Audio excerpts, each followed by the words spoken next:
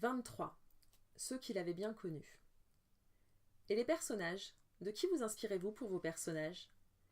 De tout le monde, un ami, la femme de ménage, l'employé au guichet de la banque. Mais attention, ce ne sont pas ces personnages elles-mêmes qui vous inspirent, ce sont leurs actions. Leur façon d'agir vous fait penser à ce qui pourrait faire l'un des personnages de votre roman. Les écrivains qui disent qu'ils ne s'inspirent de personne mentent. Mais ils ont bien raison de le faire, ils s'épargnent ainsi quantité d'ennuis. Comment ça? Le privilège des écrivains, Marcus, c'est que vous pouvez régler vos comptes avec vos semblables par l'intermédiaire de votre bouquin. La seule règle est de ne pas les citer nommément. Jamais de nom propre. C'est la porte ouverte au procès et au tourment. À combien sommes-nous dans la liste? 23. Alors ce sera le 23e, Marcus. N'écrivez que des fictions. Le reste ne vous attirera que des ennuis. Le dimanche 22 juin 2008, je rencontrai pour la première fois le révérend David Kellergan. C'était un de ces jours d'été grisâtres, comme il ne peut y en avoir qu'en Nouvelle-Angleterre, où la brume de l'océan est si épaisse qu'elle reste accrochée à la cime des arbres et au toit. La maison des Kellergan se trouvait au 245 Terrasse Avenue, au cœur d'un joli quartier résidentiel. Elle n'avait, paraît-il, pas changé depuis leur arrivée à Aurora. La même couleur sur les murs et les mêmes buissons tout autour. Les rosiers fraîchement plantés étaient devenus des massifs et le cerisier de devant la maison avait été remplacé par un arbre de la même essence lorsqu'il était mort 10 ans plus tôt. À mon arrivée, une musique assourdissante retentissait depuis la maison. Je sonnai à plusieurs reprises, mais aucune réponse. Finalement, un voisin me cria « Si c'est le père Kellergan que vous cherchez, ça sert à rien de sonner, il est dans le garage. » J'allai frapper à la porte du garage d'où provenait effectivement la musique. Il me fallut insister longuement pour que la porte s'ouvrît enfin. Je trouvai devant moi un tout petit vieillard d'apparence fragile, gris de cheveux et de peau, en blouse de travail et avec des lunettes de protection sur les yeux. C'était David Kellergan, 85 ans. « C'est pourquoi » hurla-t-il gentiment à cause de la musique dont le volume était à peine supportable. Je dus mettre mes mains en porte-voix pour me faire entendre. « Je m'appelle Marcus Goldman. Vous ne me connaissez pas, mais j'enquête sur la mort de Nola. »« Vous êtes de la police ?»« Non, je suis écrivain. Pourriez-vous couper la musique ou baisser un peu le volume ?»« Impossible, je n'éteins pas la musique. Mais nous pouvons aller au salon si vous voulez. » Il me fit entrer par le garage. La pièce avait été entièrement transformée en atelier, au milieu duquel trônait un modèle de collection de Harley-Davidson. Dans un coin, un vieux pick-up relié à une chaîne stéréo faisait résonner des standards de jazz. Je m'étais attendu à être mal reçu. J'avais pensé que le père Kellergan, après avoir été harcelé par les journalistes, aspirait à un peu de tranquillité. Il se montra au contraire très aimable. Malgré mes nombreux séjours à Aurora, je ne l'avais jamais vu de ma vie.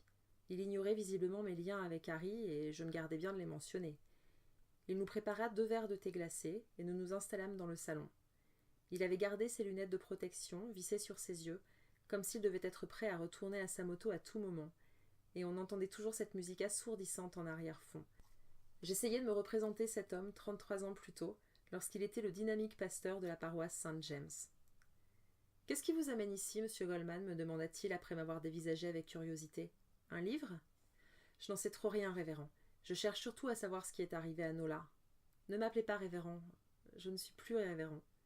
Je suis désolé pour votre fille, monsieur. » Il sourit de façon étonnamment chaleureuse. « Merci. Vous êtes la première personne à me présenter vos condoléances, monsieur Goldman. Toute la ville parle de ma fille depuis 2 semaines. Tous se précipitent sur les journaux pour connaître les derniers développements, mais il n'y en a pas un seul qui vienne ici pour savoir comment je vais. Les seuls gens qui sonnent à ma porte, à part des journalistes, sont des voisins qui se plaignent du bruit. Les pères en deuil ont bien le droit d'écouter de la musique, non ? Parfaitement, monsieur. Alors vous écrivez un livre. Je ne sais plus si je suis capable d'écrire. Écrire bien, c'est si difficile. Mon éditeur m'a proposé d'écrire un livre à propos de cette affaire. Il dit que ça relancerait ma carrière. Seriez-vous opposé à l'idée d'un livre à propos de Nola ? Il haussa les épaules. Non. Si ça peut aider les parents à être plus prudents. Vous savez, le jour où ma fille a disparu, elle était dans sa chambre. Moi, je travaillais dans le garage avec de la musique. Je n'ai rien entendu. Lorsque j'ai voulu aller la voir, elle n'était plus dans la maison. La fenêtre de sa chambre était ouverte. C'était comme si elle s'était évaporée. Je n'ai pas su veiller sur ma fille. Écrivez un livre pour les parents, monsieur Goldman. Les parents doivent prendre grand soin de leurs enfants. Que faisiez-vous dans le garage ce jour-là ? Je retapais cette moto, la Harley que vous avez vue. Jolie machine. Merci, je l'avais ramassée à l'époque chez un carrossier de Montbury. Il disait qu'il ne pourrait plus rien en tirer, et il me l'a cédé pour 5 $ symboliques. Voilà ce que je faisais lorsque ma fille a disparu. Je m'occupais de cette foutue moto. Vous vivez seul ici ? Oui, ma femme est morte il y a longtemps. Il se leva et m'apporta un album de photographies. Il me montra Nola, petite, et sa femme, Louisa. Ils avaient l'air heureux. Je fus étonnée de la facilité avec laquelle il se confia, alors qu'au fond, il ne me connaissait pas. Je crois qu'il avait surtout envie de faire revivre un peu sa fille. Il me raconta qu'ils étaient arrivés à Aurora à l'automne 1969, en provenance de Jackson, Alabama, où malgré une congrégation en pleine expansion, l'appel du large avait été plus fort. La communauté d'Aurora se cherchait un nouveau révérend et il avait été engagé. La principale raison du départ pour le New Hampshire avait été la volonté de retrouver un endroit calme pour élever Nola. À cette époque, le pays brûlait de l'intérieur, entre dissensions politiques, ségrégation et guerre du Vietnam. Les événements des années 60 dans le sud, la brutalité policière, le Klan, les incendies des églises noires et les émeutes consécutives aux assassinats de Martin Luther King et Bobby Kennedy les avaient poussés à se mettre à la recherche d'un lieu préservé, à l'abri de toute cette agitation. Alors, lorsque sa petite voiture poussive, épuisée par le poids de la caravane, était parvenue aux abords des grands étangs couverts de nénuphars de Manbury, avant d'aborder la descente vers Aurora, et qu'il avait vu au loin cette magnifique petite ville tranquille, David Kellergan s'était félicité de son choix. Comment pouvait-il imaginer que c'était là que, 6 ans plus tard, sa fille unique allait disparaître ? « Je suis passé devant votre ancienne paroisse, dis-je. C'est devenu un McDonald's. Le monde entier est en train de devenir un McDonald's, monsieur Goldman. Mais qu'est-il arrivé à la paroisse ? Pendant des années, elle se portait à merveille. Puis, il y a eu la disparition de Manola et tout a changé. Enfin, une seule chose a changé. J'ai cessé de croire en Dieu. Si Dieu existait vraiment, les enfants ne pourraient pas disparaître. Je me suis mise à faire n'importe quoi, mais personne n'a osé me mettre à la porte. Peu à peu, la communauté s'est de nouveau dispersée. Il y a 15 ans, la paroisse d'Aurora a fusionné avec celle de Manbury, pour des raisons économiques. Ils ont vendu le bâtiment, les fidèles vont à Manbury maintenant le dimanche. Après la disparition, je n'ai plus jamais été en mesure de reprendre mes fonctions, même si je n'ai officiellement démissionné que 6 ans plus tard. La paroisse me verse toujours une pension, et elle m'a cédé la maison pour une bouchée de pain. David Kellergan me décrivit ensuite les années de vie heureuse et insouciante à Aurora, les plus belles de sa vie selon lui. Il se rappelait ces soirs d'été où il autorisait Nola à veiller pour lire sous la marquise. Il aurait voulu que les étés ne finissent jamais. Il me raconta également que sa fille mettait consciencieusement de côté l'argent qu'elle gagnait aux Clarks tous les samedis. Elle disait qu'avec cette somme, elle irait en Californie pour devenir une actrice.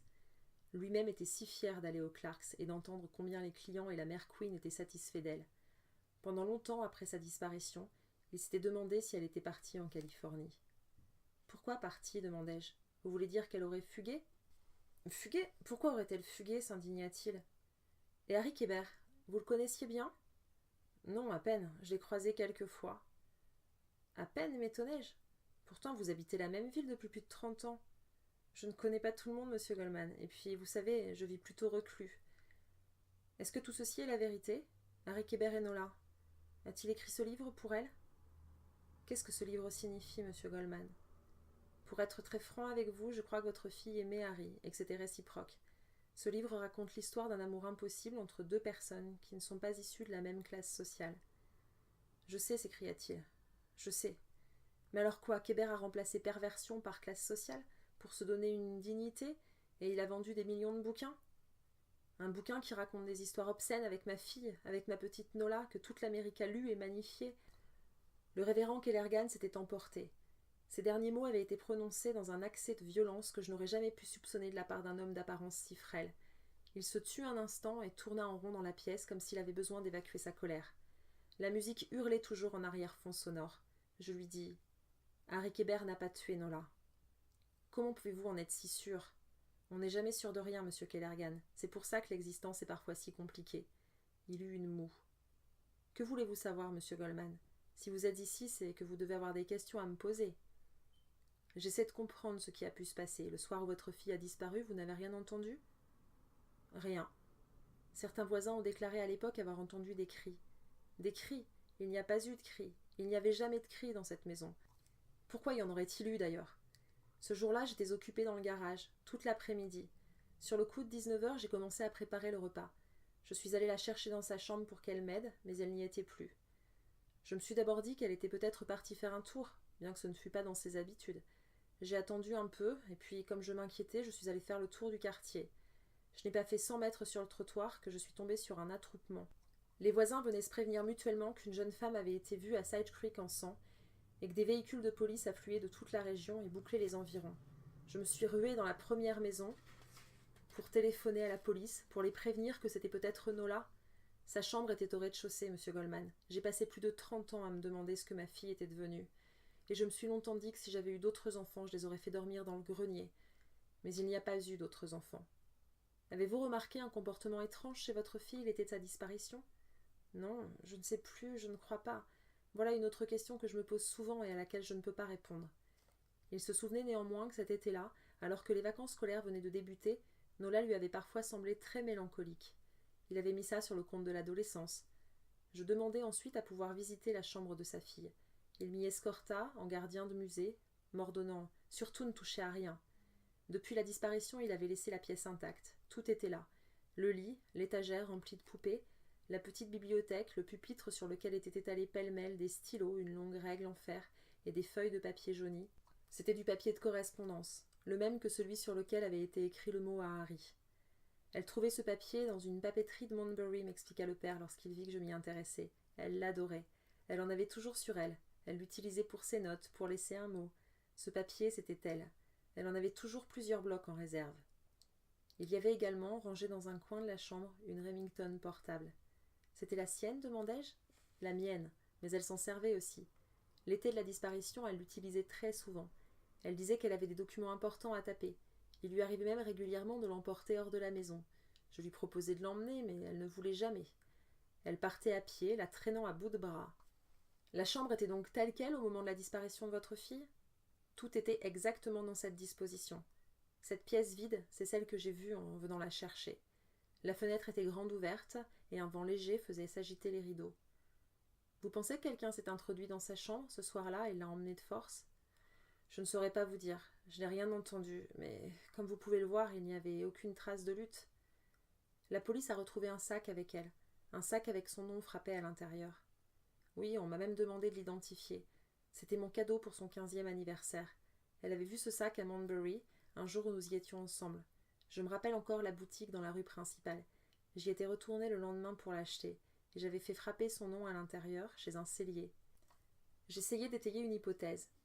Mais alors, si c'était son sac, c'est qu'elle l'a pris avec elle. Et si elle l'a pris, c'est qu'elle partait quelque part, non ?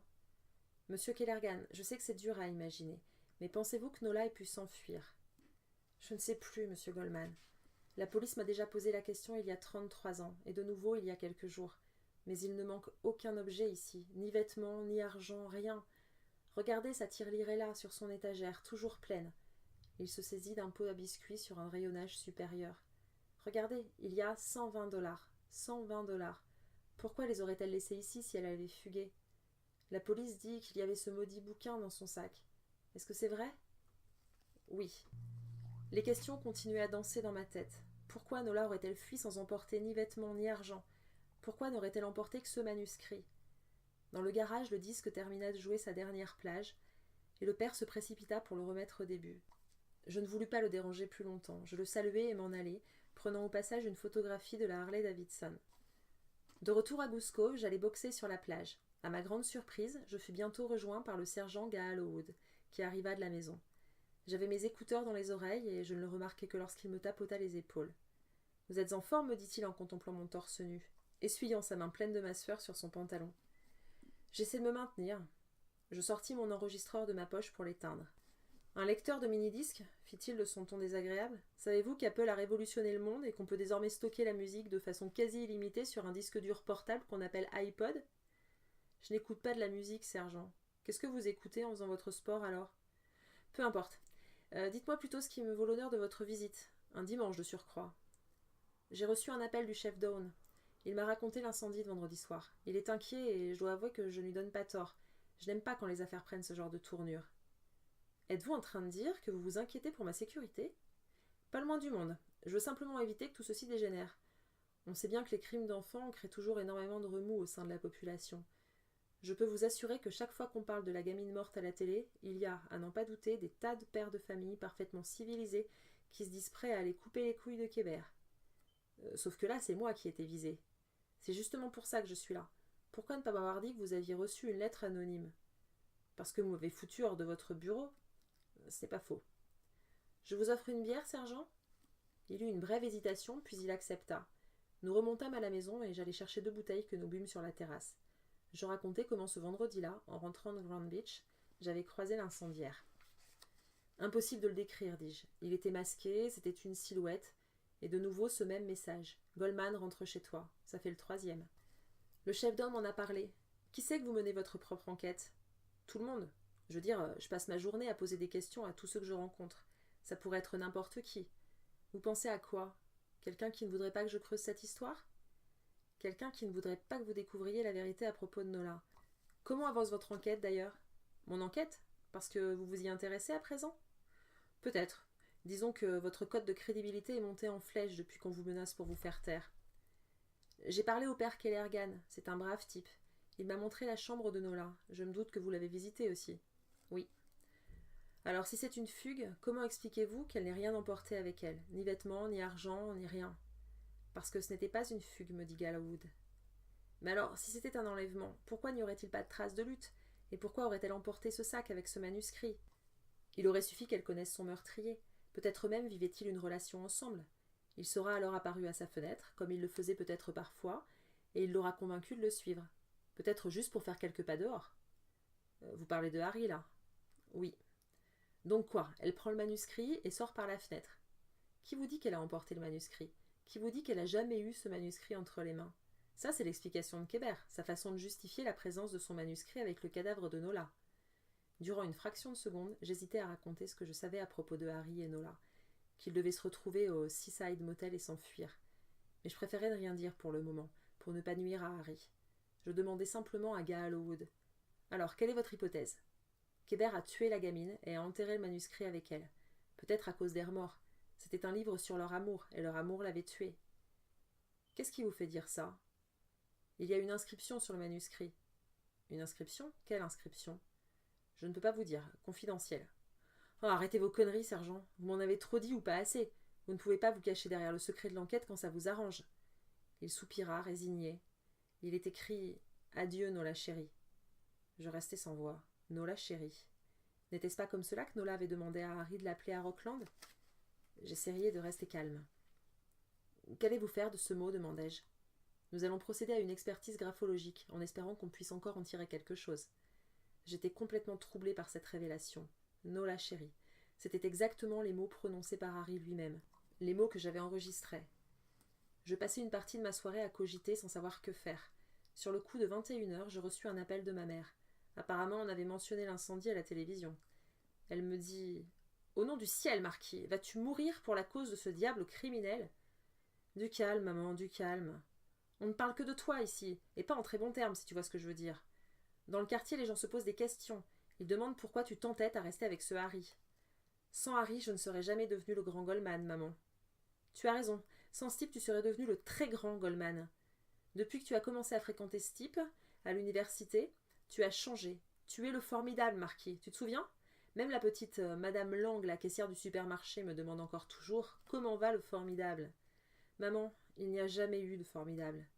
Jamais de formidable? Jamais de formidable? Elle appela mon père. Nathan, viens ici, veux-tu? Marquis dit qu'il n'a jamais été le formidable. J'entendis mon père marmonner indistinctement en arrière-fond. Tu vois, ton père dit pareil. Au lycée, tu étais le formidable. J'ai rencontré ton ancien proviseur hier.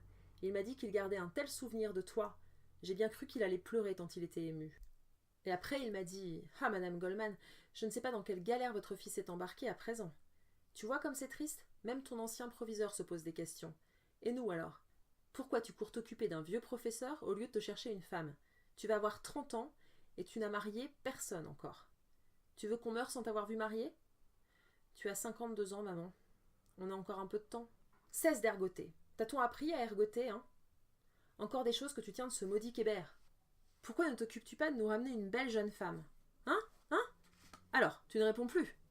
Je n'ai rencontré personne qui m'ait plu ces derniers temps.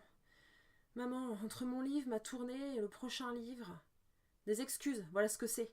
Et le prochain livre, ce sera un livre de quoi? Des histoires de sexe pervers? Je ne te reconnais plus, Marquis. Marquis chéri, écoute, je dois te demander. Es-tu amoureux de ce Harry? Fais-tu de l'homosexualité avec lui? Non, pas du tout. Je l'entendis dire à mon père. Il dit que non. Ça veut dire que c'est oui. Puis elle me demanda en chuchotant. As-tu la maladie? Ta maman t'aimera même si tu es malade. Quoi? Quelle maladie? Celle des hommes qui sont allergiques aux femmes. tu me demandes si je suis homosexuelle? Non, et même si c'était le cas, il n'y aurait rien de mal à ça. Mais j'aime les femmes, maman. Les femmes? Comment ça, les femmes? Contente-toi d'en aimer une seule et de l'épouser, veux-tu? Les femmes, tu n'es pas capable d'être fidèle? C'est ça que tu essaies de me dire? Es-tu un obsédé sexuel, Marquis? Veux-tu aller chez un docteur psychiatre pour te faire des soins mentaux? Je finis par accrocher, dépité. Je me sentais très seule. Je me suis installée dans le bureau de Harry. Je mis en marche mon enregistreur et je réécoutais sa voix. J'avais besoin d'un élément nouveau, une preuve tangible qui change le cours de l'enquête, quelque chose qui puisse éclaircir ce puzzle abrutissant que j'essayais de résoudre et qui se limitait jusqu'à présent à Harry, un manuscrit et une gamine morte. À mesure que je réfléchissais, je fus envahie par une sensation étrange que je ne connaissais plus depuis longtemps. J'avais envie d'écrire. Écrire ce que je vivais, ce que je ressentais. Bientôt, des idées se bousculèrent dans ma tête. Plus qu'envie, j'avais besoin d'écrire. Cela ne m'était plus arrivé depuis 1 an et demi. Comme un volcan qui se réveillait soudain et s'apprêtait à entrer en éruption. Je me précipitai sur mon ordinateur portable, et après m'être demandé un instant comment je devais commencer cette histoire, je me mis à taper les premières lignes de ce qui allait devenir mon prochain livre. Au printemps 2008, environ 1 année après que je fus devenue la nouvelle vedette de la littérature américaine, il se passa un événement que je décidai d'enfouir profondément dans ma mémoire. Je découvris que mon professeur d'université, Harry Kéber, 67 ans, l'un des écrivains les plus respectés du pays, avait entretenu une liaison avec une fille de 15 ans, alors que lui-même en avait 34. Cela s'était passé durant l'été 1975. Le mardi 24 juin 2008, un grand jury populaire confirma le bien-fondé des accusations portées par le bureau du procureur et inculpa formellement Harry d'enlèvement et de double meurtre. Lorsque Roth me communiqua la décision du jury, j'explosai au téléphone. « Vous qui avez apparemment étudié le droit, pouvez-vous m'expliquer sur la base de quoi ils fondent leurs âneries ?» La réponse était simple, sur le dossier de police. Et en notre qualité de défendeur, l'inculpation de Harry nous y donnait désormais accès. La matinée passée avec Roth à en étudier les pièces fut tendue, notamment parce qu'à mesure qu'il en égrenait les documents, il répétait « Oh là là, c'est pas bon, c'est même pas bon du tout. » Je rétorquais « C'est pas bon, ça veut rien dire, c'est vous qui devez être bon, non ?» Et lui me répondait par des mimiques perplexes qui amenuisaient ma confiance en ses talents d'avocat. Le dossier regroupait des photographies, des témoignages, des rapports, des expertises, des comptes rendus d'interrogatoire, une partie des clichés datés de 1975. Des photos de la maison de Deborah Cooper, puis son corps allongé sur le sol de la cuisine, baignant dans une mare de sang, et enfin l'endroit dans la forêt où avaient été retrouvées les traces de sang, les cheveux et les lambeaux de vêtements. On faisait ensuite un voyage dans le temps de 33 ans pour se retrouver à Goose Cove, où l'on pouvait voir, gisant au fond du trou creusé par la police, un squelette en position fétale. Par endroits, des lambeaux de chair encore accrochés aux os et quelques cheveux clairsemés sur le haut du crâne. Il était vêtu d'une robe à moitié décomposée, et à côté se trouvait le fameux sac en cuir, j'eus un haut-le-cœur. « C'est Nola ?» demandai-je. « C'est elle. Et c'est dans ce sac qu'était le manuscrit de Kéber. Il y avait le manuscrit et rien d'autre. Le procureur dit qu'une gamine qui fugue ne s'enfuit pas sans rien. Le rapport d'autopsie, lui, révélait une importante fracture au niveau du crâne. Nola avait reçu un coup d'une violence inouïe, qui avait fracassé l'os occipital. Le médecin légiste estimait que le meurtrier avait utilisé un bâton très lourd ou un objet similaire, comme une batte ou une matraque. Nous prîmes connaissance ensuite de diverses dispositions, celles des jardiniers, de Harry et surtout d'une signée de la main de Tamara Quinn, qui affirmait au sergent Galloway d'avoir découvert à l'époque que Harry s'était entiché de Nola, mais que la preuve qu'elle détenait s'était volatilisée ensuite et que par conséquent personne ne l'avait jamais cru. Son témoignage est crédible, m'inquiétai-je. Face à des jurés, oui, estima Roth. Et nous n'avons rien pour contre-attaquer.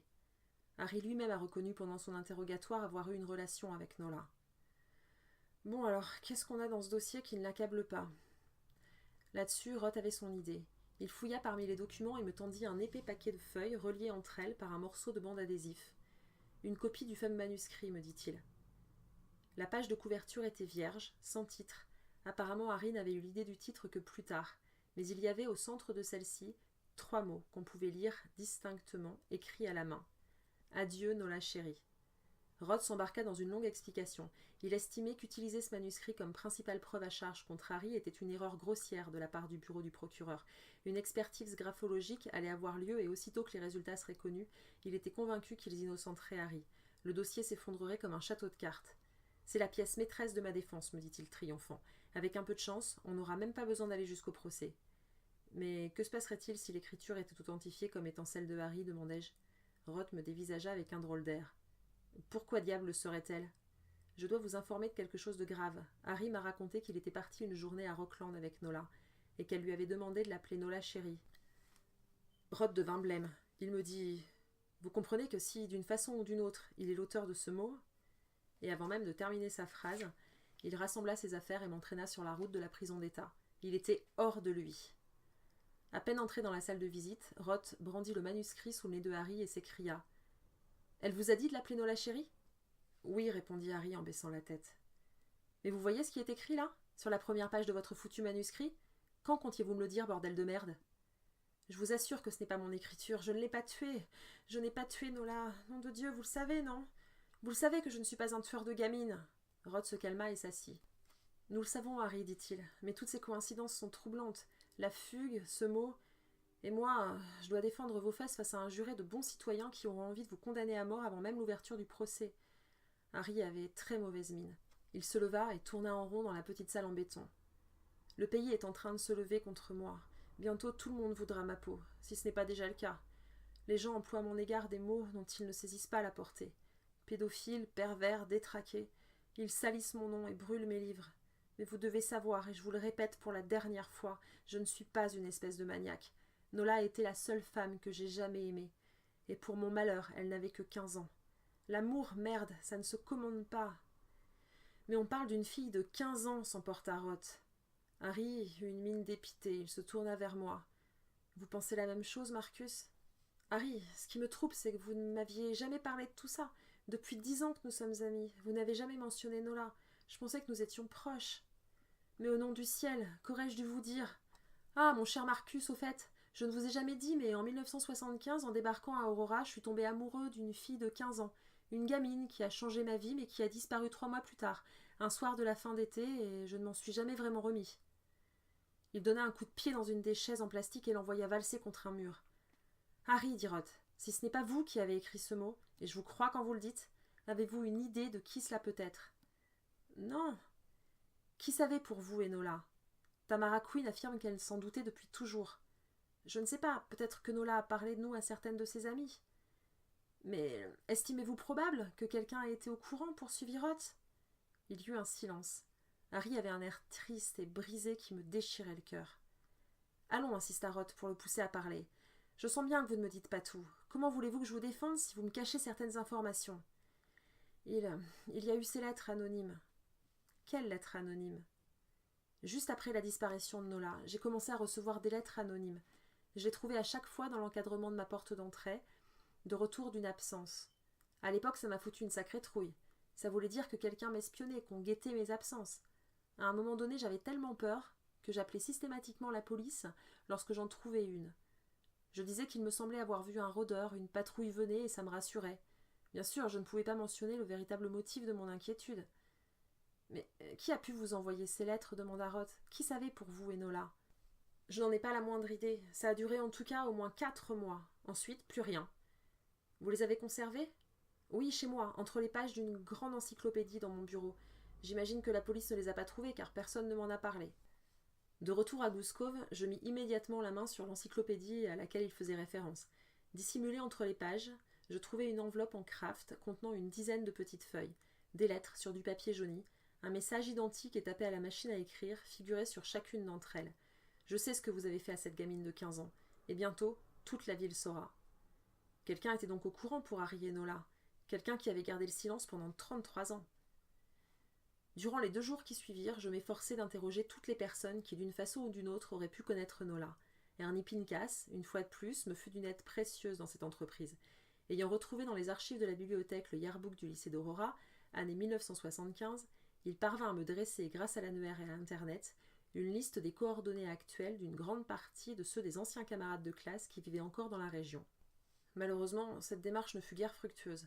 Tous ces gens avaient certes aujourd'hui la 50aine, mais ils n'avaient à me raconter que des souvenirs d'enfants sans grand intérêt pour l'avancée de l'enquête. Jusqu'à ce que je réalise que l'un des noms de la liste ne m'était pas inconnu. Nancy Hathaway. Celle dont Harry m'avait dit qu'elle avait servi d'alibi à Nola lors de leur escapade à Rockland. D'après les informations fournies par Pinkas, Nancy Hathaway tenait un magasin de couture et de patchwork situé dans un complexe industriel, un peu en dehors de la ville, sur la route 1 en direction du Massachusetts. Je m'y rendis pour la première fois le jeudi 26 juin 2008. C'était une jolie boutique à la devanture pleine de couleurs, coincée entre un snack et une quincaillerie. La seule personne que je trouvai à l'intérieur fut une dame, dans le début de la cinquantaine, les cheveux grisonnants et courts.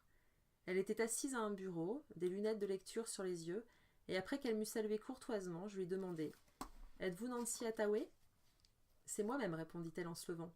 Est-ce qu'on se connaît ? Votre visage me dit quelque chose. »« Je m'appelle Marcus Goldman, je suis... »« Écrivain, me coupa-t-elle. Ça me revient maintenant. On dit que vous posez beaucoup de questions sur Nola. » Elle semblait sur la défensive. D'ailleurs, elle ajouta immédiatement « J'imagine que vous n'êtes pas là pour mes patchwork. » Effectivement, et il est également exact que je m'intéresse à la mort de Nola Kellergan. En quoi cela me concerne ? Si vous êtes bien celle que je crois, vous avez très bien connu Nola quand vous aviez 15 ans. Qui vous a dit ça ? Harry Kébert. Elle se leva de sa chaise et se dirigea d'un pas décidé vers la porte. Je pensais qu'elle allait me demander de partir, mais elle apposa le panneau fermé contre la vitrine et poussa le loquet de l'entrée. Puis elle se tourna vers moi et me demanda « Votre café, monsieur Goldman, vous l'aimez comment ?» Nous passâmes plus d'1 heure dans son arrière-boutique. Elle était bien la Nancy dont m'avait parlé Harry, l'amie de Nola à l'époque. Elle ne s'était jamais mariée et elle avait conservé son nom. « Vous n'avez jamais quitté Aurora ?» lui demandai-je. « Jamais. Je suis maintenant trop attachée à cette ville. Comment m'avez-vous trouvée ?»« Internet, je crois. Internet fait des miracles. » Elle acquiesça. « Alors, me demanda-t-elle, qu'est-ce que vous voulez savoir au juste, monsieur Goldman ?»« Appelez-moi Marcus. J'ai besoin que quelqu'un me parle de Nola. » Elle sourit. Nola et moi étions dans la même classe à l'école. Nous nous étions liés dès son arrivée à Aurora. Nous habitions presque à côté, sur Terrace Avenue. Et elle venait souvent chez moi. Elle disait qu'elle aimait venir à la maison parce que j'avais une famille normale. Normale ? Que voulez-vous dire ? J'imagine que vous avez rencontré le père Kellergan. Oui. C'était quelqu'un de très strict. Difficile d'imaginer qu'il ait eu une fille comme Nola, intelligente, douce, gentille, souriante. C'est étrange ce que vous me dites à propos du révérend Kellergan, madame Hathaway. Je l'ai rencontré il y a quelques jours et il m'a donné l'impression d'un homme plutôt doux. Il peut donner cette impression, du moins en public. Il avait été appelé à la rescousse pour remonter la paroisse Saint-James qui tombait à l'abandon, après avoir, paraît-il, fait des miracles en Alabama. Effectivement, rapidement après sa reprise, le temple de Saint-James était plein tous les dimanches. Mais en dehors de ça, difficile de dire ce qui se passait vraiment chez les Kellergan. Que voulez-vous dire ? Nola était battue. Quoi ? L'épisode à ce sujet que me rapporta Nancy Hathaway s'était déroulé, d'après mes calculs, le lundi 7 juillet 1975, soit durant la période pendant laquelle Harry avait repoussé Nola. Lundi 7 juillet 1975. C'était les vacances. Il faisait un temps absolument magnifique et Nancy était venue chercher Nola chez elle pour aller à la plage. Alors qu'elle longeait Terrace Avenue, Nola demanda soudain « Dis Nancy, tu penses que je suis une méchante fille ?»« Une méchante fille ? Non, quelle horreur, pourquoi tu me demandes ça ? » Parce qu'à la maison, on me dit que je suis méchante fille. Quoi ? Pourquoi te dit-on des mots pareils ? Ça n'a pas d'importance. Où est-ce qu'on va se baigner ? Sur Grand Beach. Réponds-moi, Nola, pourquoi te dit-on ça ? Peut-être que c'est la vérité, reprit Nola. C'est peut-être à cause de ce qui s'est passé quand on était en Alabama. En Alabama ? Qu'est-ce qui s'est passé là-bas ? Ce n'est pas important. T'as l'air triste, Nola. Je suis triste. Triste ? C'est les vacances. Comment peut-on être triste lorsque c'est les vacances ? C'est compliqué, Nancy. As-tu des ennuis ? Si tu as des ennuis, il faut me le dire. Je suis amoureuse de quelqu'un qui ne m'aime pas. Qui ça ? J'ai pas envie d'en parler. C'est Cody, le gars de seconde qui te faisait du gringue ? J'en étais sûre que tu en pinçais pour lui. Qu'est-ce que ça fait de fréquenter un type de seconde ? Mais c'est un con, non ? C'est un super con. Tu sais, c'est parce qu'il est dans l'équipe de basketball que c'est un chic type. C'est avec lui que t'es partie samedi passé ? Non. Qui est-ce alors ? Oh allez, dis-moi, vous avez couché ensemble ? T'as déjà couché avec un garçon ? Non, ça va pas la tête. Je me garde pour l'homme de ma vie. Mais avec qui étais-tu samedi ? C'est quelqu'un de plus âgé, mais ça n'a pas d'importance. De toute façon, il ne m'aimera jamais. Personne ne m'aimera jamais. Elles arrivèrent à Grand Beach. La plage n'était pas très belle, mais il n'y avait jamais personne. Surtout, les marais qui vidaient 3 mètres d'océan à chaque fois laissaient des piscines naturelles dans les grands rochers creux que chauffait le soleil. Elles aimaient s'y prélasser. La température de l'eau y était beaucoup plus agréable que celle de l'océan. Comme la plage était déserte, elles n'eurent pas à se cacher pour mettre leur maillot de bain, et Nancy remarqua que Nola avait des hématomes sur les seins. « Nola, c'est affreux, qu'est-ce que tu as là ?» Nola cacha sa poitrine. « Ne regarde pas. »« Mais j'ai vu, tu as des marques. »« C'est rien. Ce n'est pas rien, qu'est-ce que c'est ?»« Maman m'a frappée samedi. »« Quoi ? Ne dis pas de sottises. »« C'est la vérité, non ? C'est elle qui me dit que je suis une méchante fille. »« Mais enfin, qu'est-ce que tu me racontes ? » « C'est la vérité, pourquoi personne ne veut me croire ? Nancy n'osa plus poser de questions et changea de sujet. Après leur baignade, elles allèrent chez les Attaway. Nancy s'empara du baume de pharmacie dans la salle de bain de sa mère et en appliqua sur les seins meurtris de son amie. « Nola, dit-elle, pour ta mère. Je crois que tu devrais aller parler avec quelqu'un. Au lycée, peut-être, que Madame Sanders, l'infirmière... On oublie ça, Nancy, s'il te plaît. » En repensant à son dernier été avec Nola, Nancy eut les larmes aux yeux. « Que s'était-il passé en Alabama ?» demandai-je. « Je n'en sais rien, je ne l'ai jamais su. Nola ne me l'a jamais dit. » « Est-ce lié à leur départ ? » ?»« Je ne sais pas, j'aimerais pouvoir vous aider, mais je ne sais pas. »« Et ce chagrin d'amour, saviez-vous de qui il s'agissait ?»« Non, répondit Nancy. Je me doutais qu'il était lié à Harry. J'avais cependant besoin de savoir si elle-même le savait. »« Mais vous étiez au courant qu'elle voyait quelqu'un, dis-je ? Si je ne me trompe pas, c'était l'époque où vous vous serviez d'alibi mutuel pour aller voir des garçons. » Elle esquissa un sourire. « Je vois que vous êtes bien renseigné. Les premières fois où nous l'avons fait, c'était pour aller passer une journée à Concorde. Pour nous, Concorde, c'était la grande aventure. Il y avait toujours quelque chose à y faire. Nous avions l'impression d'être des grandes dames. Ensuite, nous avons remis ça, moi pour aller seule sur le bateau de mon amie de l'époque, et elle pour... Vous savez, à l'époque, je me doutais déjà que Nola voyait un homme plus âgé. Elle m'en parlait à demi-mot. Donc, vous saviez pour aller à Riquebert. Elle répondit spontanément. Mon Dieu, non. Comment ça, non ? Vous venez de me dire que Nola voyait un homme plus âgé. Il y eut un silence gênant. Je compris alors que Nancy avait connaissance d'une information qu'elle n'avait aucune envie de partager. Qui était cet homme ? Demandai-je. Ce n'était pas Harry Kébert, hein. Madame Attaway, je sais que vous ne me connaissez pas, que je débarque comme ça et que je vous force à fouiller dans votre mémoire. Si j'avais plus de temps devant moi, je ferais les choses mieux. Mais le temps presse. Harry Kébert croupit en prison alors que j'ai la conviction qu'il n'a pas tué Nola. Donc si vous savez quelque chose qui peut m'aider, vous devez me le dire. J'ignorais tout pour Harry, confia-t-elle. Nola ne me l'a jamais dit. Je l'ai appris par la télévision il y a 10 jours comme tout le monde. Mais elle m'a parlé d'un homme. Oui, je savais qu'elle avait eu une liaison avec un homme beaucoup plus âgé. Mais cet homme n'était pas Harry Kébert. Je restai complètement abasourdi. Mais quand était-ce ? Demandai-je. Je ne me rappelle plus toute l'histoire en détail, cela fait trop longtemps, mais je peux vous assurer qu'à l'été 75, l'été où Harry Kébert a débarqué ici, Nola a entretenu une relation avec un homme d'une 40aine d'années. 40 ans ? Est-ce que vous vous souvenez de son nom ? Ça, je ne risque pas de l'oublier. C'était Elijah Stern, probablement un des hommes les plus riches du New Hampshire. Et Elijah Stern ? Oui, elle me racontait qu'elle devait se mettre nue pour lui obéir, se laisser faire. Elle devait aller chez lui à Concorde. Stern envoyait son homme de main pour venir la chercher, un homme étrange, Litter Caleb qu'il s'appelait. Il venait la chercher à Aurora et il l'emmenait chez Stern. Je le sais parce que je l'ai vu de mes propres yeux. 22. Enquête de police. Harry, comment être sûr d'avoir toujours la force d'écrire des livres ? Certains l'ont, d'autres pas. Vous l'aurez, Marcus. Je sais que vous l'aurez. Comment pouvez-vous en être aussi certain ? Parce que c'est en vous, un peu comme une maladie. Car la maladie des écrivains, Marcus, ce n'est pas de ne plus pouvoir écrire, c'est de ne plus pouvoir écrire mais d'être incapable de s'en empêcher. Extrait de l'affaire Harry Kébert. Vendredi 27 juin 2008, 7h30, j'attends le sergent Perry Garrelwood. Il n'y a qu'une dizaine de jours que cette affaire a débuté, mais j'ai l'impression que cela fait des mois. Je crois que la petite ville d'Aurora cache de drôles de secrets, que les gens en disent beaucoup moins que ce qu'ils savent vraiment. La question est de savoir pourquoi tout le monde se tait. Hier soir, j'ai de nouveau trouvé ce message. Goldman, rentre chez toi. Quelqu'un joue avec mes nerfs. Je me demande ce que Garrelwood va dire à propos de ma découverte sur Elijah Stern. Je me suis renseigné à son sujet via Internet. Il est le dernier héritier d'un empire financier qu'il gère avec succès. Il est né en 1933 à Concorde où il vit toujours. Il a aujourd'hui 75 ans. J'écrivis ces lignes en attendant Garrelwood devant son bureau, dans un couloir du quartier général de la police d'État à Concorde.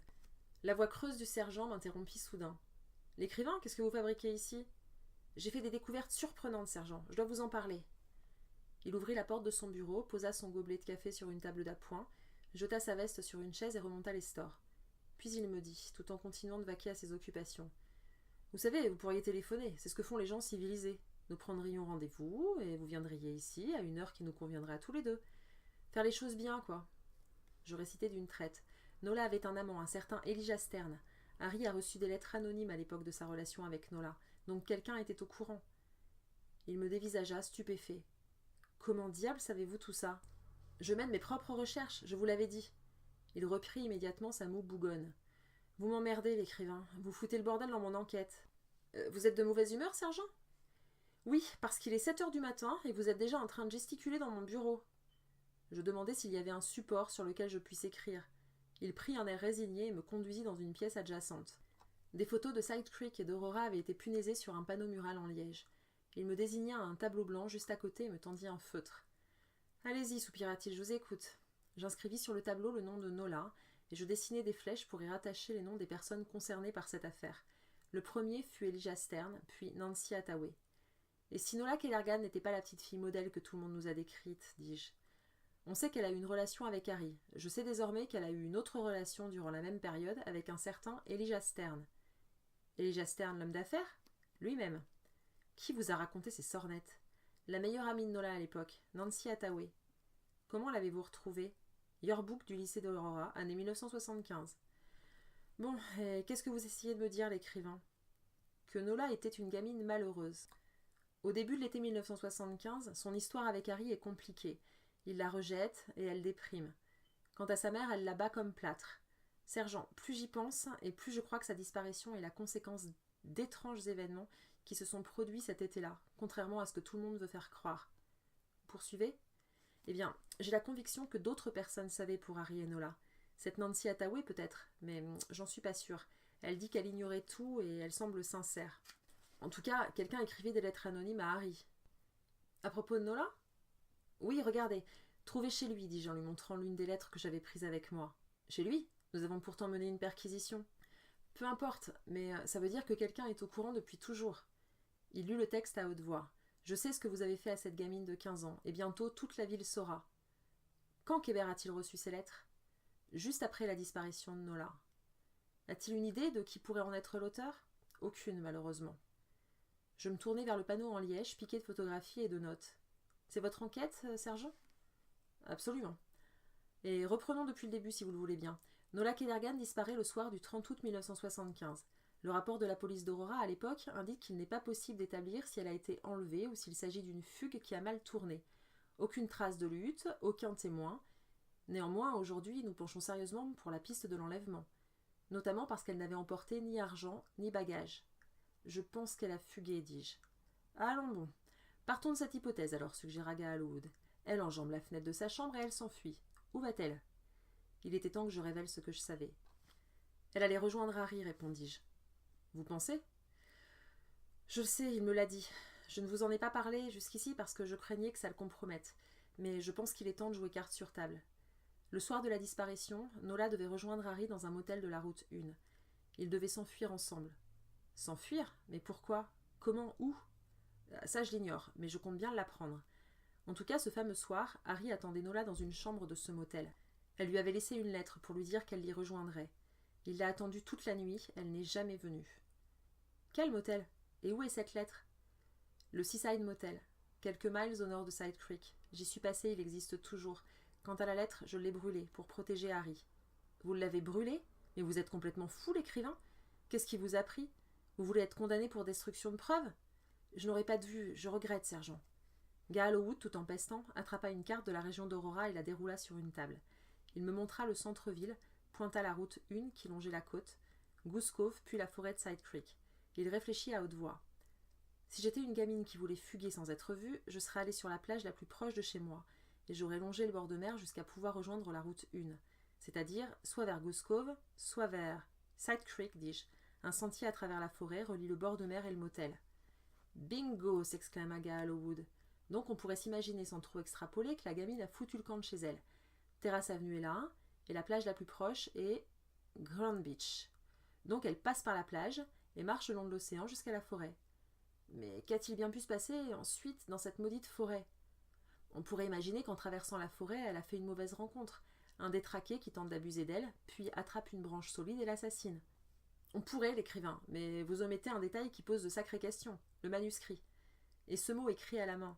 Adieu, Nola chérie. Cela veut dire que celui qui a tué et enterré Nola la connaissait et qu'il éprouvait des sentiments pour elle. Et à supposer que cette personne ne soit pas Harry, il faudra m'expliquer comment elle s'est retrouvée en possession de son manuscrit. Nola l'avait avec elle, c'est certain. Bien qu'elle s'enfuie, elle ne veut pas emporter de bagages avec elle. Cela risquerait d'attirer l'attention, surtout si ses parents la surprennent au moment où elle s'en va.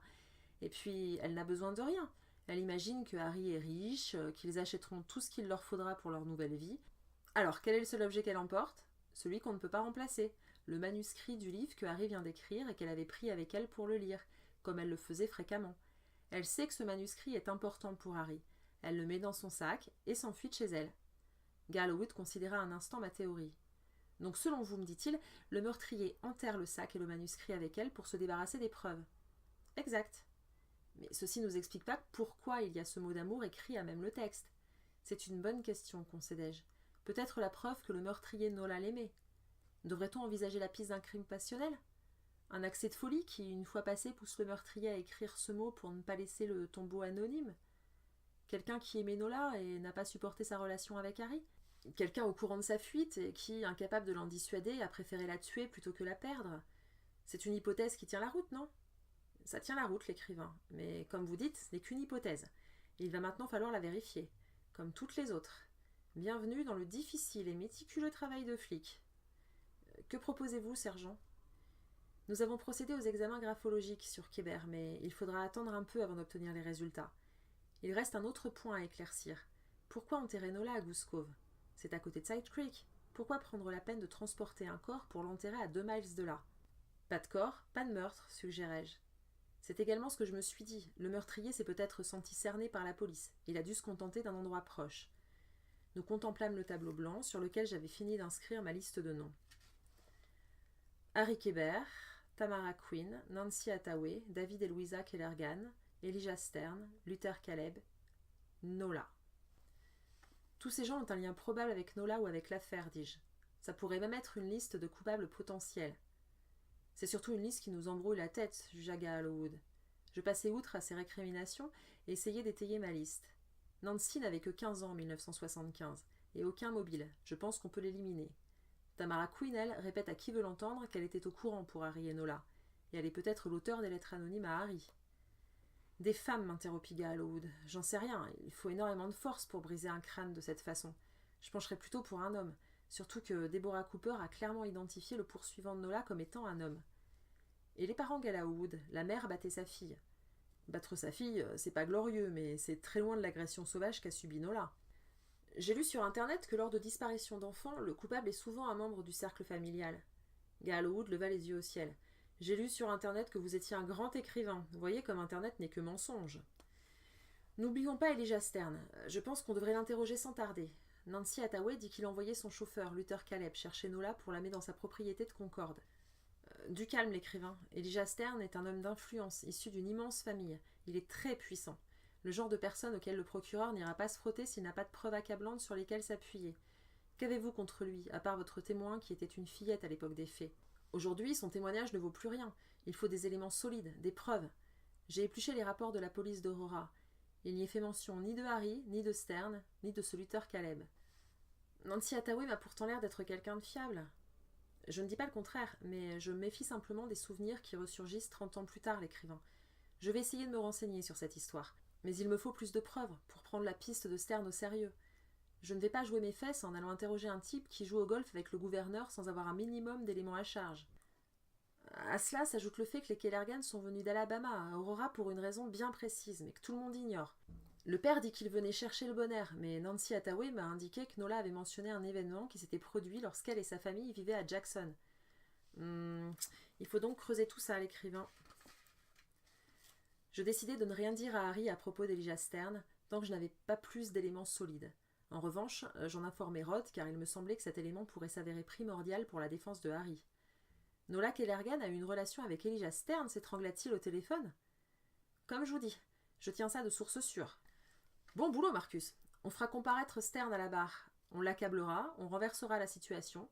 Imaginez la tête des jurés lorsque Stern, après avoir prêté serment sur la Sainte Bible, leur racontera les croustillants détails de ses coucheries avec la petite Kellergan. Ne dites rien à Harry, s'il vous plaît, pas tant que je n'en sais pas plus à propos de Stern. Je me rendis l'après-midi de ce même jour à la prison, où Harry corrobora les propos de Nancy Hathaway. Nancy Hathaway m'a parlé de coups que Nola recevait, dis-je. Oh, Marcus, ces coups, c'était une histoire terrible. Elle m'a aussi raconté qu'au début de l'été, Nola paraissait très triste et mélancolique. Harry hocha la tête tristement. Lorsque j'ai essayé de repousser Nola, je l'ai rendue très malheureuse, et il en a résulté des catastrophes épouvantables. Après ma sortie avec Jenny à Concorde le week-end de la fête nationale, j'étais complètement bouleversée par mes sentiments pour Nola. Je devais impérativement m'éloigner d'elle, alors le lendemain, le samedi, je décidai de ne pas aller au Clarks. Et tandis que j'enregistrais Harry, qui me racontait le désastreux week-end du 5 et 6 juillet 1975, je compris que les origines du mal retraçaient avec précision son histoire avec Nola, mêlant récit et véritable extrait de correspondance. Harry n'avait donc jamais rien caché à propos d'eux. Depuis toujours, il avait avoué son impossible histoire d'amour à toute l'Amérique. Je finis d'ailleurs par l'interrompre pour lui dire « Mais Harry, tout est dans votre livre ?»« Tout, Marcus, tout. Mais personne n'a jamais cherché à comprendre.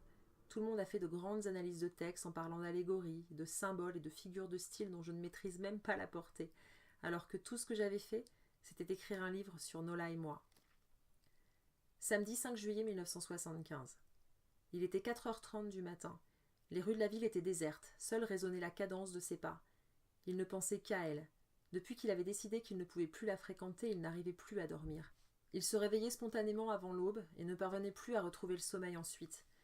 Il enfilait alors ses vêtements de sport et partait courir. Il courait sur la plage, il poursuivait les mouettes, il imitait leur vol et il galopait encore jusqu'à rejoindre Aurora. Il y avait bien 6 miles depuis Goose Cove. Il les parcourait comme une flèche. En principe, après avoir traversé la ville de part en part, il faisait mine de prendre la route du Massachusetts, comme s'il s'enfuyait, avant de s'arrêter à Grand Beach où il regardait le lever du soleil. Mais ce matin-là, lorsqu'il arriva dans le quartier de Terrace Avenue, il s'arrêta pour reprendre son souffle et marcha un moment entre les rangées de maisons, trempé de sueur, les tempes battantes. Il passa devant la maison des Quinn. La soirée de la veille avec Jenny avait certainement été la plus ennuyeuse qu'il ait jamais passée. Jenny était une fille formidable, mais elle ne le faisait ni rire ni rêver. La seule qui le faisait rêver, c'était Nola.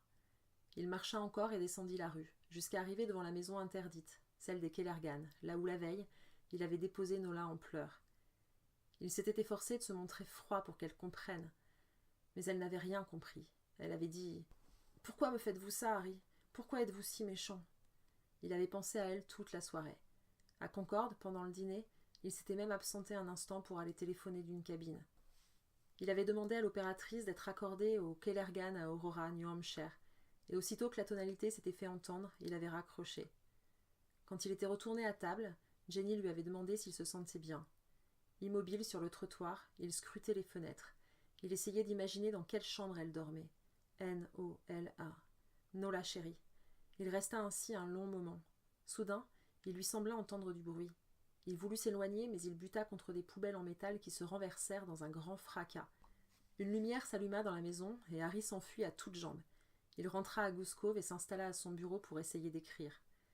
C'était le début du mois de juillet et il n'avait toujours pas commencé son grand roman. Qu'allait-il devenir ? Qu'allait-il se passer s'il ne parvenait pas à écrire ? Il retournerait à sa vie de malheur.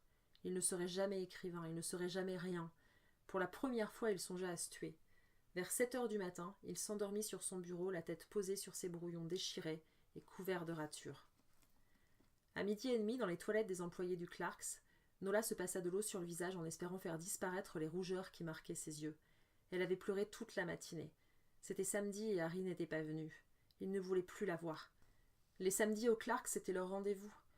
Pour la première fois, il y avait renoncé. À son réveil, pourtant, elle était encore pleine d'espoir. Elle s'était dit qu'il viendrait lui demander pardon d'avoir été méchant et qu'elle lui pardonnerait évidemment. L'idée de le revoir l'avait emplie de bonne humeur au moment de se préparer. Elle avait même mis un peu de rose sur ses joues pour lui plaire. Mais, à la table du petit déjeuner, sa mère lui avait fait de sévères réprimandes. « Nola, je veux savoir ce que tu me caches. »« Je ne te cache rien, maman. »« Ne mens pas à ta mère.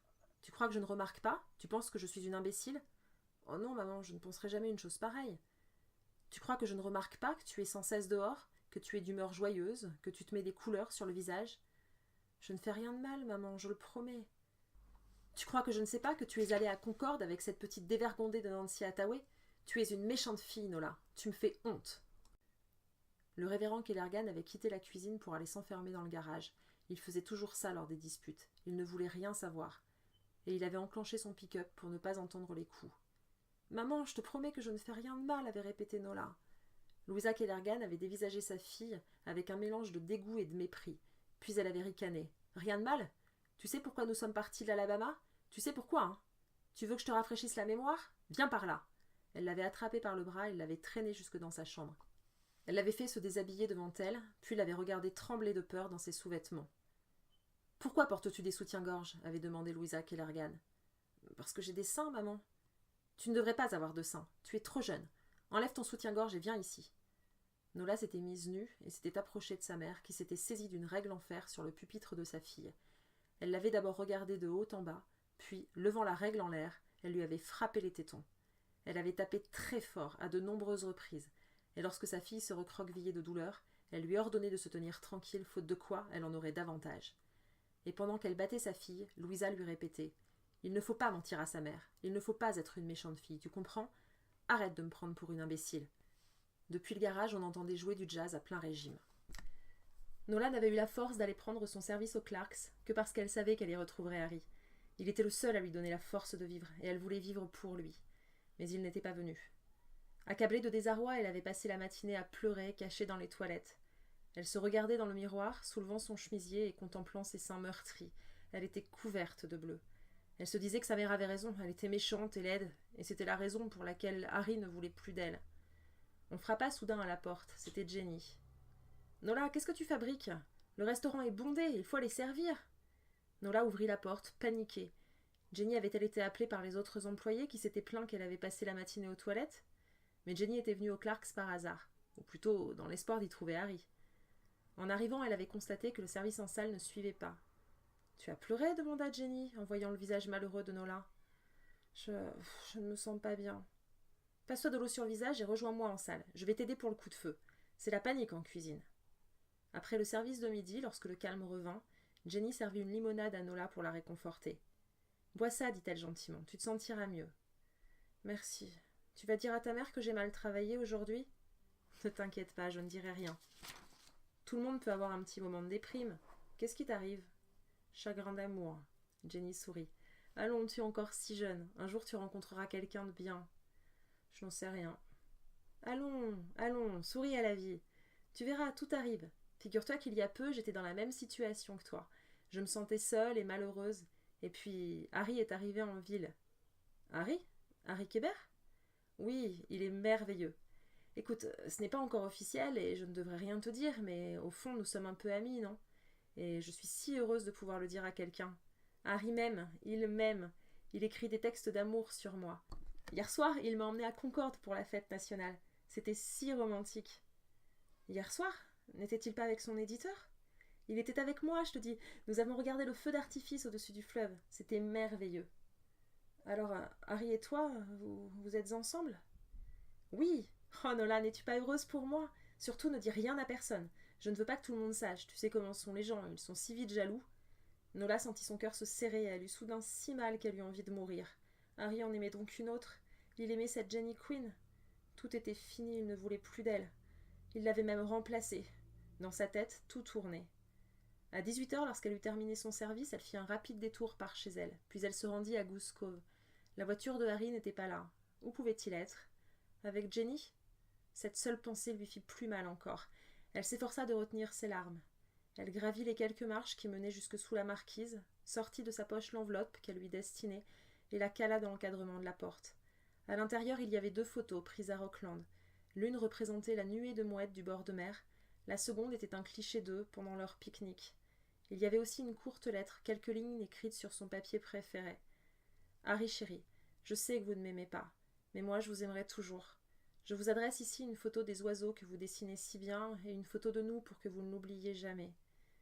Je sais que vous ne voulez plus me voir, mais écrivez-moi au moins, juste une fois, juste quelques mots pour que j'aie un souvenir de vous. Je ne vous oublierai jamais, vous êtes la personne la plus extraordinaire que j'ai jamais rencontrée. Je vous aime pour toujours. » Et elle s'enfuit à toutes jambes. Elle descendit sur la plage, elle enleva ses sandales et courut dans l'eau, comme elle l'avait couru ce jour où elle l'avait rencontré. Extrait de Les origines du mal par Harry L. Kébert. Les lettres avaient commencé lorsqu'elle avait laissé un mot sur la porte de la maison. Une lettre d'amour pour lui dire tout ce qu'elle ressentait pour lui. « Mon chéri, je sais que vous ne m'aimez pas, mais moi je vous aimerai toujours. Je vous adresse ici une photo des oiseaux que vous dessinez si bien, et une photo de nous pour que vous ne m'oubliez jamais. Je sais que vous ne voulez plus me voir, mais écrivez-moi au moins, juste une fois, juste quelques mots pour que j'aie un souvenir de vous. Je ne vous oublierai jamais, vous êtes la personne la plus extraordinaire que j'ai jamais rencontrée. Je vous aime pour toujours. » Il lui avait répondu quelques jours plus tard lorsqu'il avait trouvé le courage de lui écrire. Écrire, ce n'était rien. Lui écrire, c'était une épopée. Ma chérie, comment pouvez-vous dire que je ne vous aime pas? Voici pour vous des mots d'amour, des mots éternels qui viennent du plus profond de mon cœur. Des mots pour vous dire que je pense à vous tous les matins quand je me lève et tous les soirs quand je me couche. Votre visage est imprimé en moi lorsque je ferme les yeux. Vous êtes juste là. Aujourd'hui encore, je suis venue à l'aube devant chez vous. Je dois vous l'avouer, je le fais souvent. J'ai guetté votre fenêtre, tout était éteint. Je vous ai imaginé dormant comme un ange. Plus tard, je vous ai vu, je vous ai admiré dans votre jolie robe. Une robe à fleurs qui vous allait si bien. Vous aviez l'air un peu triste. Pourquoi êtes-vous triste? Dites-le moi et je serai triste avec vous. PS, écrivez-moi par la poste, c'est plus sûr. Je vous aime tant, tous les jours et toutes les nuits. Mon chéri, je réponds aussitôt que je viens de lire votre lettre. À vrai dire, je l'ai lue 10 fois, peut-être 100. Vous écrivez si bien. Chacun de vos mots est une merveille, vous avez tellement de talent. Pourquoi ne voulez-vous pas venir me trouver? Pourquoi vous contentez-vous de rester caché? Pourquoi ne voulez-vous pas me parler? Pourquoi venir jusque sous ma fenêtre si c'est pour ne pas venir me trouver? Montrez-vous, je vous en supplie. Je suis triste depuis que vous ne me parlez plus. Écrivez-moi vite, j'attends vos lettres avec impatience. Ils savaient qu'écrire ce serait désormais s'aimer, car ils n'avaient pas le droit de se côtoyer. Ils embrasseraient le papier comme ils brûlaient de s'embrasser. Ils attendraient la distribution du courrier comme ils s'attendraient sur le quai d'une gare. Parfois, dans le plus grand secret, il allait se cacher au coin de sa rue et il attendait le passage du facteur. Il la regardait sortir de chez elle précipitamment et se jeter sur la boîte aux lettres pour récupérer le précieux courrier. Elle ne vivait que pour ces mots d'amour. C'était une scène merveilleuse et tragique à la fois. L'amour était leur plus grand trésor, mais ils en étaient privés. Ma très tendre chérie, je ne peux pas me montrer à vous parce que cela nous ferait trop de mal. Nous ne sommes pas du même monde, les gens ne comprendraient pas. Comme je souffre d'être mal née. Pourquoi faut-il vivre selon les coutumes des autres? Pourquoi ne pouvons-nous pas simplement nous aimer malgré toutes nos différences? Voici le monde aujourd'hui, un monde où deux êtres qui s'aiment ne peuvent se tenir la main. Voici le monde d'aujourd'hui, plein de codes et plein de règles, mais ce sont des règles noires qui enferment et ternissent les cœurs de gens. Nous, nos cœurs sont purs, ils ne peuvent être enfermés. Je vous aime d'un amour infini et éternel, depuis le premier jour. Mon amour, merci pour votre dernière lettre. N'arrêtez jamais d'écrire, c'est si beau. Ma mère se demande qui m'écrit tant. Elle veut savoir pourquoi je vais sans cesse fouiner dans la boîte aux lettres.